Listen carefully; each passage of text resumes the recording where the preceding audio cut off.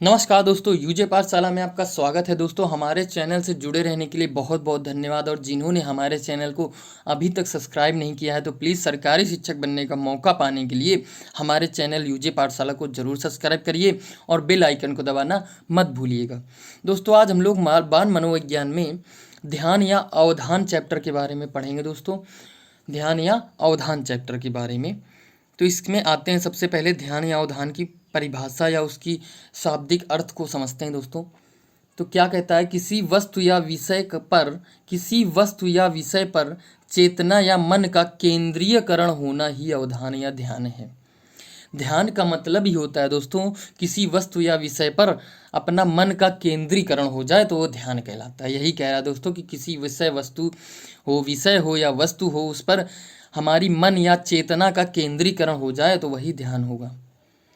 और दोस्तों, एक बात बताएं कि बिना ध्यान के अधिगम संभव नहीं है। हमने एक बात बताई थी दोस्तों, रुचि चैप्टर में पढ़ाया था, तो उसमें बताया था कि बिना रुचि के ध्यान संभव नहीं है और बिना ध्यान के अधिगम संभव नहीं है। अगर हमें रुचि नहीं होगी तो हम ध्यान नहीं देंगे, और अगर ध्यान नहीं दिया किसी विषय में तो वो उसमें हम अधिगम नहीं कर पाएंगे। दोस्तों, तो ये होता है संबंध इसमें रुचि, ध्यान और अधिगम में। तो याद रखेंगे, बिना अवधान के अधिगम संभव नहीं है। क्वेश्चन आ सकता है दोस्तों। तो आइए दोस्तों आगे बढ़ते हैं कि इसमें हमने क्या बताया, मन व चेतना का केंद्रीकरण किसी विषय वस्तु पर हो जाए तो वो ध्यान हो जाएगा। अब आइए देखिए दोस्तों, देख लेते हैं कि जो मनोवैज्ञानिक हैं हमारे, उनके क्या राय है हमारे ध्यान के विषय में। तो हमारे सबसे पहले रास महोदय आते हैं, उन क्या कहते हैं ध्यान के विषय में, देखते हैं। कहते हैं दोस्तों, ध्यान विचार की किसी वस्तु को मस्तिष्क के सामने स्पष्ट रूप से उपस्थित करने की प्रक्रिया है। क्या कहता है, ध्यान विचार की किसी वस्तु को, हम मान लीजिए हमारे ध्यान यानी मन में, हमारे मस्तिष्क में कोई विचार चल रहा है मस्तिष्क में, उसको हम अपने सामने स्पष्ट रूप से उपस्थित करें तो वह प्रक्रिया जो होगी हमारी ध्यान कहलाएगी। यही रास महोदय कह रहे हैं ध्यान विचार की किसी वस्तु को मस्तिष्क के सामने स्पष्ट रूप से उपस्थित रखने यानी करने की प्रक्रिया ही है ध्यान। तो ये हो गया रास महोदय के अनुसार। उसके बाद आते हैं मैकडूगल महोदय। मैकडूगल साहब कहते हैं, अवधान केवल उस शिक्षा या चेष्टा को कहते हैं अवधान या ध्यान केवल उस शिक्षा व चेष्टा को कहते हैं जिसका प्रभाव हमारी ज्ञान प्रक्रिया पर पड़ता है, जिसका प्रभाव वही हमारी ध्यान होती है। वही उस शिक्षा व चेष्टा को कहते हैं जिसका प्रभाव हमारी ज्ञान प्रक्रिया पर पड़ता है। तो ये हमारे हो गए, मैकडूगल साहब कहते हैं अवधान केवल उस शिक्षा व चेष्टा को कहते हैं जिसका प्रभाव हमारी ज्ञान प्रक्रिया पर पड़ता है। दोस्तों, ज्ञान प्रक्रिया पर पड़ता है। तो आइए दोस्तों देखते हैं आगे। डम्बिल महोदय थे, उन्होंने क्या कहा था ध्यान के बारे में। डम्बिल महोदय कहते हैं, किसी दूसरी वस्तु के बजाय एक ही वस्तु पर चेतना का केंद्रीकरण ध्यान कहलाता है। वही चीज़ है दोस्तों, मन का केंद्रीकरण होना ही ध्यान होता है हमारा। मन का केंद्रीकरण होना ही ध्यान कहता है। डम्बिल महोदय कहते हैं, किसी दूसरी वस्तु के बजाय एक ही वस्तु पर चेतना का केंद्रीकरण होना ध्यान कहलाता है। तो ये हो गया डम्बिल महोदय के द्वारा। उसके बाद आते हैं भाटिया महोदय। उन्होंने क्या कहा था, भाटिया महोदय कहते हैं, बिल्कुल सिंपल सी परिभाषा है कि अवधान ज्ञानात्मक, भावात्मक व क्रियात्मक होता है। ध्यान जो होता है ज्ञानात्मक भी हो सकता है, मतलब कि हम ज्ञान अर्जित करने में भी ध्यान देते हैं, ज्ञान अर्जित करने भी हमारा ध्यान होता है। उसके बाद भावात्मक भी होता है, अगर हम किसी चीज़ का अर्थ समझेंगे तो उसमें भी हम ध्यान की सहायता से ही अर्थ समझेंगे। उसके बाद कहता है क्रियात्मक, यानी कोई क्रिया अगर कर रहे हैं हम तो ध्यान देंगे तो वह क्रिया आसानी से सिंपल हो जाएगी, सरल हो जाएगी वह क्रिया। तो यही भाटिया महोदय कहते हैं, अवधान ज्ञानात्मक, भावात्मक व क्रियात्मक होती है। उसके बाद आते हैं वैलेंटाइन महोदय। तो वैलेंटाइन महोदय कहते हैं, ध्यान मस्तिष्क की शक्ति ना होकर, मस्तिष्क की शक्ति नहीं कह रहे, ध्यान को मस्तिष्क की शक्ति ना होकर संपूर्ण रूप से मस्तिष्क की क्रिया या अभिवृत्ति होती है। वैलेंटाइन महोदय कहते हैं, मस्तिष्क की शक्ति नहीं है ध्यान, वह संपूर्ण रूप से मस्तिष्क की क्रिया है या अभिवृत्ति है। तो ये वैलेंटाइन महोदय कहते हैं, शक्ति न बताकर उसको क्रिया या अभिवृत्ति बताया है ध्यान को। इस तरह से हम लोगों ने अनेक मनोवैज्ञानिकों के अनुसार परिभाषा को पढ़ा। अब आते हैं हम लोग ध्यान के प्रकार के बारे में देख लेते हैं दोस्तों। ध्यान के प्रकार हम देखते हैं तो ध्यान के प्रकार हमारे दो प्रकार से होते हैं। ध्यान के प्रकार दो प्रकार से होते हैं। कौन कौन से? ऐच्छिक ध्यान और अनैच्छिक ध्यान। कौन कौन से? ऐच्छिक ध्यान और अनैच्छिक ध्यान। तो सबसे पहले हम लोग देखते हैं ऐच्छिक ध्यान को। ऐच्छिक ध्यान में क्या होता है दोस्तों? मतलब इच्छा के अनुसार हम ध्यान दें तो उसे ऐच्छिक ध्यान कहते हैं। अनैच्छिक का मतलब बिना इच्छा के। तो ऐच्छिक की और परिभाषा अच्छे से समझते हैं कि यह अर्जित रुचियों पर आधारित है। हमने रुचियों में पढ़ा था अर्जित रुचियाँ। अर्जित रुचियाँ जो जन्मजात नहीं होती, हम लोग कहीं से अर्जित करते हैं, उन्हीं पर यह ऐच्छिक ध्यान आधारित है दोस्तों। ये रुचियाँ किसी उद्देश्य, प्रेरणा व वातावरण कारकों से प्रभावित होती हैं। किसी उद्देश्य, प्रेरणा एवं वातावरण कारकों से प्रभावित होती हैं। इन रुचियों के कारण व्यक्ति इनसे संबंधित विषय पर ध्यान देता है दोस्तों। इन्हीं रुचियों के कारण व्यक्ति इनसे संबंधित विषयों पर ध्यान देता है। तो यही हो गई ऐच्छिक ध्यान हो गया दोस्तों। इसका एक उदाहरण देख लेते हैं, जैसे नौकरी पाने के लिए पढ़ाई पर ध्यान। नौकरी पाने के लिए पढ़ाई पर ध्यान। इसी तरह एक होता है दोस्तों, क्रिकेटर बनने के लिए हम लोग क्रिकेट पर ध्यान दें। यानी कोई बालक अगर क्रिकेटर बनना चाहता है तो रोज़ उसकी प्रैक्टिस करे, उसी पर ध्यान दे, तो वो भी हमारी ऐच्छिक ध्यान हो जाएगा दोस्तों। हमारी इच्छा करती उसकी जैसा बनने का, क्रिकेटर बनने का, तो वो हमारा हो जाएगा ऐच्छिक ध्यान दोस्तों। आइए दोस्तों आगे आते हैं, अनैच्छिक ध्यान को पढ़ेंगे। तो अनैच्छिक ध्यान में क्या है? अनैच्छिक ध्यान कहता है यह जन्मजात रुचियों से संबंधित है। हमारा ऐच्छिक ध्यान था वो अर्जित रुचियों से संबंधित था, और अनैच्छिक ध्यान है ये जन्मजात रुचियों से है। या मतलब बिना इच्छा के ही आपको ध्यान होगा इसमें, बिना इच्छा के। मतलब जन्मजात रुचियाँ जो हमारी होती हैं, खाना पीना, ये सब बिना इच्छा के ही हमको खानी पड़ती है। मतलब खाना खाना है तो हमें बिना इच्छा के ही खाना पड़ेगा और उसमें ध्यान देना पड़ेगा।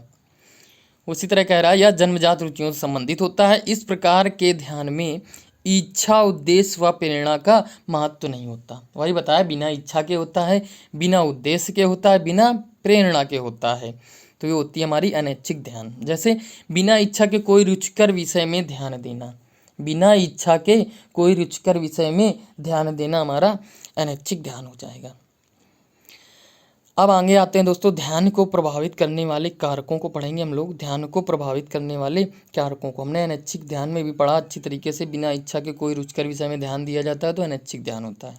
बिना इच्छा की बात करें तो अनैच्छिक ध्यान होगा, इच्छा की बात करें तो ऐच्छिक ध्यान हो जाएगा। अब हम ध्यान को प्रभावित करने वाले कारकों के बारे में पढ़ेंगे दोस्तों। क्या क्या हैं ध्यान को प्रभावित करने वाले कारक? इसमें से आता है सबसे पहले बाह्य कारक के बारे में पढ़ेंगे। बाह्य कारक कौन कौन से हैं?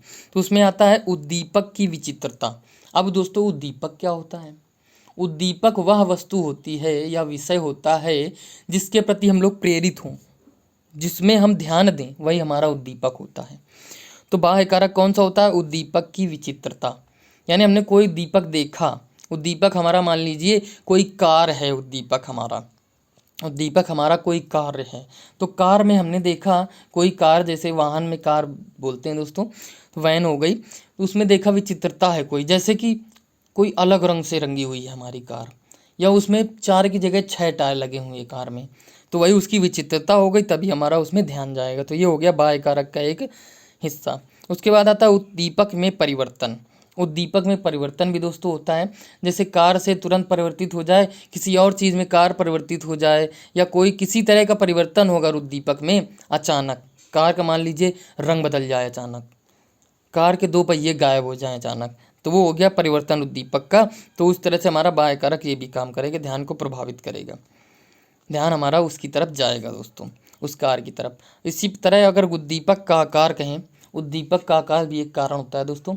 हम लोग देखते हैं उद्दीपक, अगर हमारा कार को ही मान लें उद्दीपक, तो उद्दीपक का आकार भी उसमें ध्यान को आकर्षित करेगा। कैसे? मान लीजिए हमने कार को देखा और कार बिल्कुल से छोटी कार है, बहुत छोटी कार है या बहुत ही बड़ी कार है, तो हमारा वो उद्दीपक का आकार हो जाएगा बड़ा या छोटा, तो उसी आधार पर हमारा ध्यान केंद्रित होगा उसमें। उसके बाद आता है उद्दीपक की तीव्रता। उद्दीपक की तीव्रता उसके बाद आता है दोस्तों। तो उद्दीपक की तीव्रता भी हमारा बहुत अच्छा ध्यान देता है, ध्यान आकर्षित करता है। उसी तरह कार को ही मान लें, तीव्रता उसमें देख लें कि वो कितनी जल्दी कलर बदल रही है, क्या हो रहा है उसके साथ जल्दी जल्दी, तो वो हमारा तीव्रता हो जाएगी उसकी, तो ध्यान को प्रभावित करेगा वो भी। उसके बाद आता है विषमता। उसके बाद आती है विषमता। मान ली कोई वस्तु को हम लोग देख रहे हैं तो उसमें तुरंत विषमता आ जाए, यानी वो वस्तु हम लोगों से अलग हो, वो समान ना हो। मान ली कोई मानव को देख लिया हम लोगों ने, वो मानव बहुत ही दैत्य मानव है, तो वो भी हमारा ध्यान को आकर्षित करेगा दोस्तों। उसके बाद आता है नवीनता। नवीनता का मतलब हो गया उसमें कोई नवीनीकरण हो जाए किसी वस्तु में। मान लीजिए कोई चेयर है, वो बहुत ही स्टाइलिस्ट है, बहुत ही नवाचार द्वारा बनाई गई है, बहुत ही नवीन है, तो वो भी हमारा ध्यान आकर्षित करेगी। तो हो गई नवीनता जो हमारा ध्यान को प्रभावित करेगी। उसके बाद आता है दोस्तों पुनरावृत्ति। पुनरावृत्ति भी हमारे ध्यान को बहुत आकर्षित करती है, यानी प्रभावित करती है दोस्तों। अगर किसी चीज़ की बार बार पुनरावृत्ति हो, मान लो कोई अध्यापक पढ़ा रहा है, किसी वर्ड की बार बार पुनरावृत्ति करे, तो अगर बच्चा ध्यान भी नहीं दे रहा होगा तो वो शिक्षक की ओर देखने लगेगा और उसमें ध्यान देने लगेगा। तो पुनरावृत्ति भी हमारा ध्यान को प्रभावित करती है। उसके बाद आता है दोस्तों अवधि।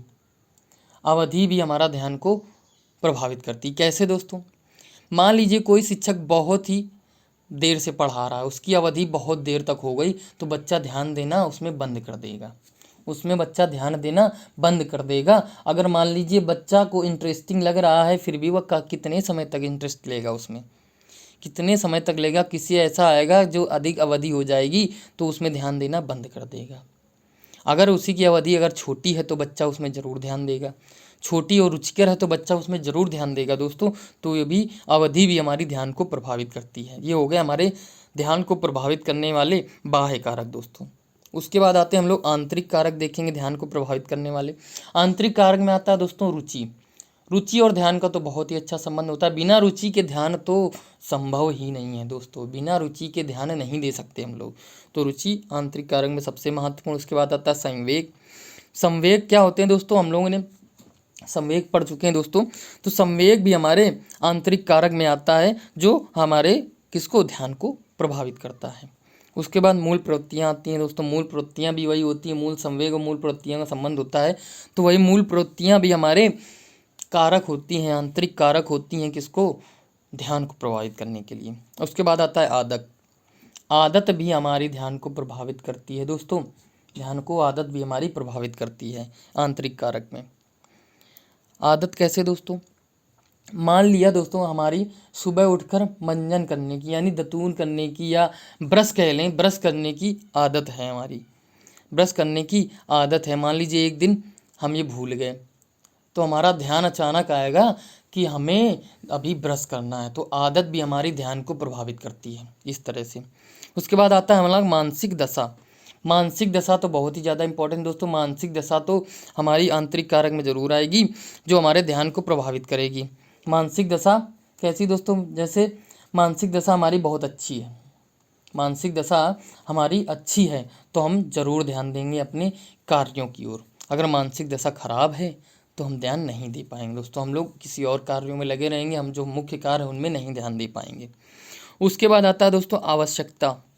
आवश्यकता भी ध्यान जरूर देगी दोस्तों। अगर हमें किसी चीज़ की आवश्यकता है, मान लीजिए हमें कहीं दूर जाना है, तो हमें बाइक की आवश्यकता है, तो हमें ज़रूर ध्यान होगा कि हमारी बाइक अच्छी है या नहीं है, उसमें ज़रूर ध्यान देंगे हम लोग। तो हमें वो आवश्यकता है इसलिए हम लोग उसमें ध्यान दे रहे हैं। तो आवश्यकता भी हमारी ध्यान को प्रभावित करने के आंतरिक कारक हो गई। उसके बाद आता है लक्ष्य। लक्ष्य भी हमें ध्यान को प्रभावित करता है। क्या दोस्तों? अगर हमने लक्ष्य रख लिया, हमें पीसीएस बनना है, हमें शिक्षक बनना है, मान लीजिए हमारा अगर लक्ष्य है, तो हमें ज़रूर ध्यान रहेगा कि हमें इतना पढ़ना है। अगर हमारे लक्ष्य को ध्यान दिए हैं, लक्ष्य हमें पता है, तो हम जरूर पढ़ने के लिए और ध्यान देंगे दोस्तों। तो लक्ष्य भी हमारा आंतरिक कारक हो जाएगा ध्यान को प्रभावित करने का। उसके बाद आता है सूझ या समझ। सूझ और समझ भी ध्यान को प्रभावित करती है दोस्तों, अच्छी तरीके से जानते हैं हम लोग। अगर समझ है अगर हमें सूझ है तो हम ध्यान को प्रभावित जरूर करेगी सूझ। उसके बाद आता है पूर्व ज्ञान।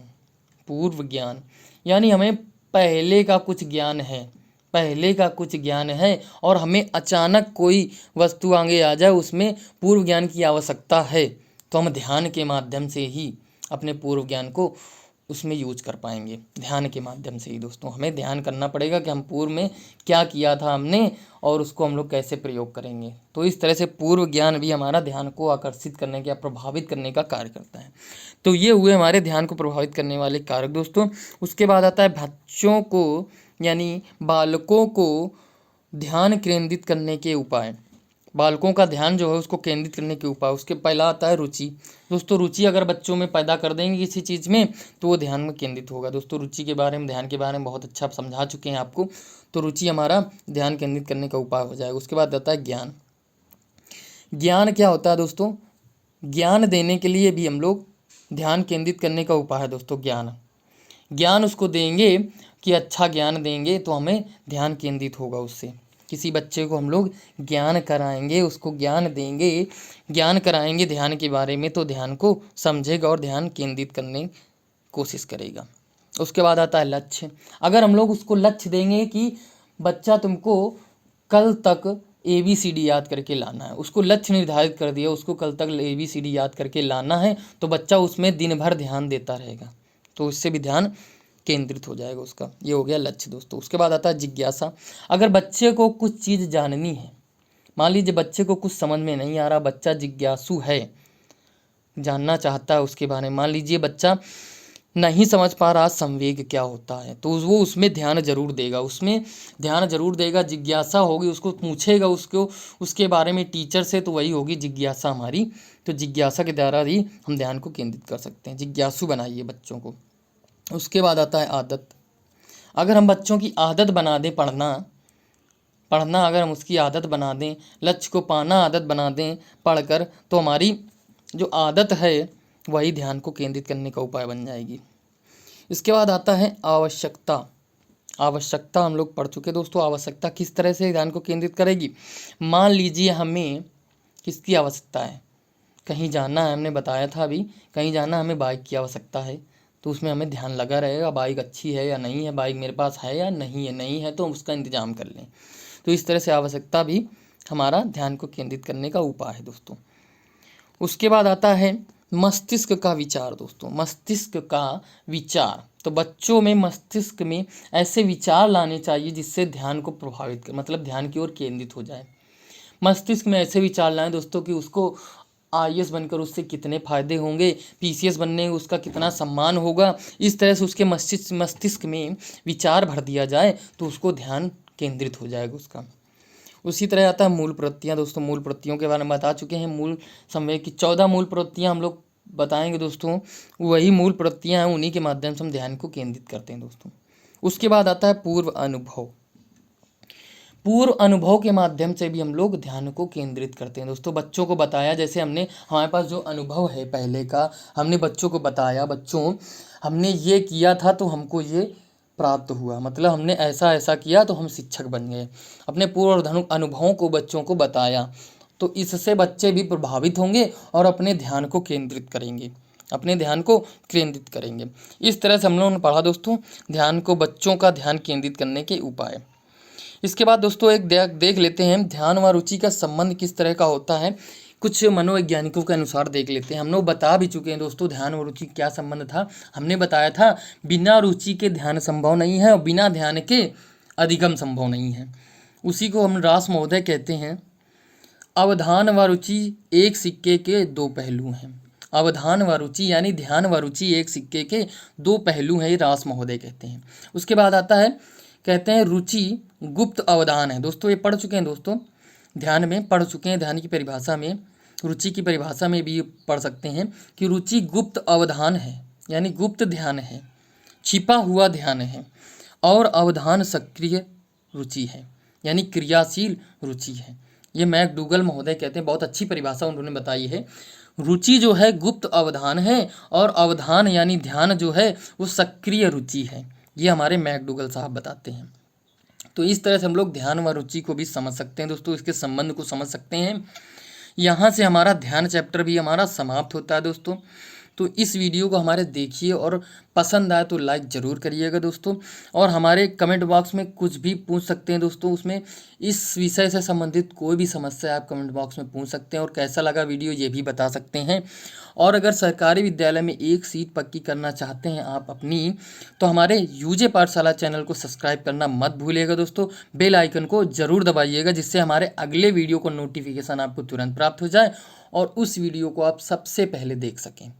तो इसी के साथ हम मिलेंगे दोस्तों दूसरे वीडियो में नए अंदाज में। जय हिंद दोस्तों।